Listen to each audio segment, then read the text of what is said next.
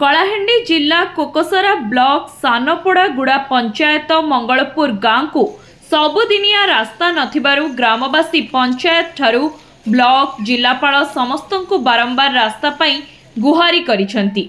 हेले दीर्घ दिन पर मध्य प्रशासन मंगलपुर पाई रास्ताटीए कले नहीं।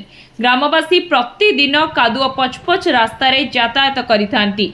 ब्लॉक हेउ कि बजार कि हॉस्पिटल जिबा पाई सबु काम पाई एही रास्ता देई जिबाकु पड़िथाए, किंतु दीर्घ दिनरु रास्ता पाई गुहारी करिथिले भी प्रशासन कोनोसी पदक्षेप न नेइथिबारु कादुआ पचपच रास्तारे धान तळी रोई प्रतिवाद करिसेंती ग्रामवासी।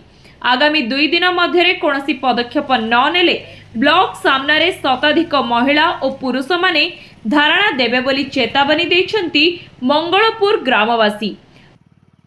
कलाहांडी उत्तम दास का रिपोर्ट, धरित्री लाइव।